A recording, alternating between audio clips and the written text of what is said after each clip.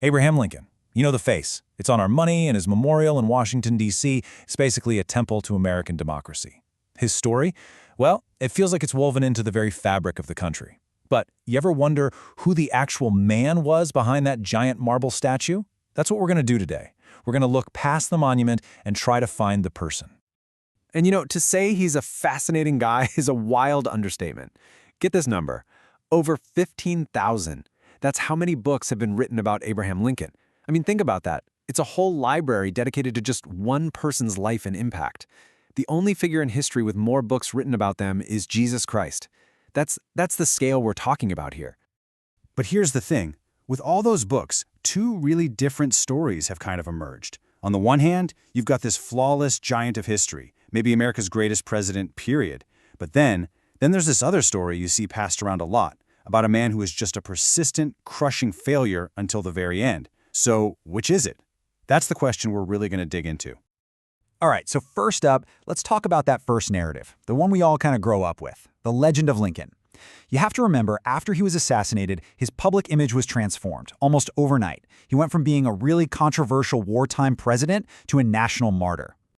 And you can see this change in the way people started talking about him. He became Father Abraham. It's like he wasn't just a man anymore. He was this mythic hero. Some people saw him as a lawgiver, others as a masterpiece of God sent to save the country. This is that towering, almost superhuman Lincoln of legend. But then there's this other story, and I bet you've seen this one floating around, maybe on social media or in a motivational talk. It's supposed to be inspiring, but in trying to be inspiring, it kind of paints a picture of a guy who just could not catch a break. And I mean, you look at this list and it's pretty brutal, right? Failed in business, lost a bunch of elections, a nervous breakdown. It makes it seem like his life was just one long string of defeats. You'd almost wonder how this guy ever became president at all. But what if this list is leaving out some really, really important context? And this is where that context is everything. So let's take a look. In 1832, the failure story says he lost his race for state legislature. True. But what it leaves out is that in the exact same year, the guys in his militia company voted to make him their captain. He later said that honor gave him more pleasure than any I have had since. Or how about 1854? Yeah, he lost his run for the U.S. Senate, but only after he'd already won a seat in the state legislature, a seat he then gave up on purpose to make that run for the Senate. See? It's a different picture. So here's the real point. That whole story about him being a constant failure, it's kind of its own myth. It totally misses his incredible ambition and his resilience. Every supposed failure was either balanced by a win or was actually a strategic move in his steady, relentless climb to the top. Okay, so if he wasn't this perfect hero and he wasn't this perennial failure, who was he? Well, the truth, as it often is way more complex. Lincoln was a man of some pretty deep contradictions. We have this popular image, right? The humble rail splitter, a simple guy from the frontier. And look, his beginnings were absolutely humble, no doubt about it. But the reality is, Lincoln was a seriously ambitious and incredibly strategic lawyer. He was a self-taught intellectual who didn't just study law. He studied geometry and Shakespeare to sharpen his mind. This was not a simple man. And you can totally see this brilliant mind at work when he was building his presidential cabinet. A friend warned him not to appoint one of his biggest political rivals, Salmon P. Chase, because Chase thought he was a great deal bigger than Lincoln.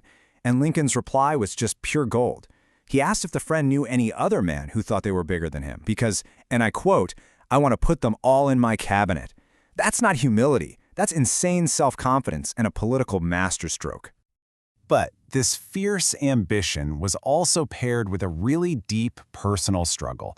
Lincoln suffered from what people back then called melancholy. Today, historians are pretty certain it was severe clinical depression that he wrestled with his whole life. But instead of letting it crush him, he somehow channeled that personal pain into this profound empathy for other people, which became, a huge part of his leadership. And nowhere was that leadership tested more than in the absolute crucible of the Civil War. I mean, this timeline here, it barely scratches the surface of the pressure he was under. From the moment the first shots were fired, through years of just unbelievable bloodshed, all the way to the summer of 1864, when he himself was convinced he was going to lose re-election, he was trying to steer the nation through its darkest, most terrifying hour. Let this sink in for a second. By the summer of 1864, a full year after the big victory at Gettysburg, The war was still dragging on, the casualties were piling up, and Lincoln was so unpopular that a huge chunk of his own party wanted to kick him off the ticket and replace him. He wasn't just fighting the South, he was fighting his own side too. But through all of that, his core belief never wavered. This quote just sums it up perfectly. "I am not concerned that you have fallen. I am concerned that you arise." For him, it wasn't about not failing. It was about having the strength to get back up. That was the standard he held for himself, for his generals, and for the entire country. And that incredible resilience was perfectly balanced by that deep empathy we talked about. This line is from his second inaugural address. Victory was finally in sight, and you can see his mind is already on reconciliation, not revenge. He wanted to bind up the nation's wounds, not crush his enemies. Now, to get that victory, he also became maybe the most activist president we've ever had. He took some truly unprecedented actions, expanding the army, spending money without Congress's okay, even suspending basic rights like habeas corpus. His argument was that his oath to preserve, protect, and defend the Constitution meant he had to save the country itself, even if that meant bending the rules to do it. So when you put all of this together, the ambition, the empathy, the willingness to push the boundaries of power, what does it all mean? How do we make sense of the man, the myth, and all those so-called failures? Well, what we find is a legacy that lasts precisely because he was so complex. When you boil it all down, most historians agree his legacy rests on three massive pillars. 1, he saved the Union from completely falling apart.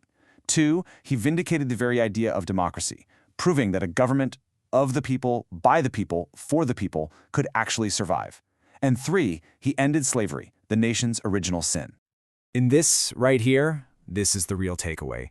Lincoln's greatness isn't that he was some perfect marble statue. It's that he was human. His greatness was his ability to learn from his mistakes, to change his mind, to endure unimaginable pain, both personal and national, and to lead, not in spite of his flaws, but through them. Which brings us to one last thought, a question I'll leave with you. When you look at the world we live in, at the challenges we face right now, which of these core Lincoln qualities, that relentless resilience, that profound empathy, or that hard-won honesty, which one do you think we need most from our leaders today? It's a question worth thinking about as his legacy continues to shape our world.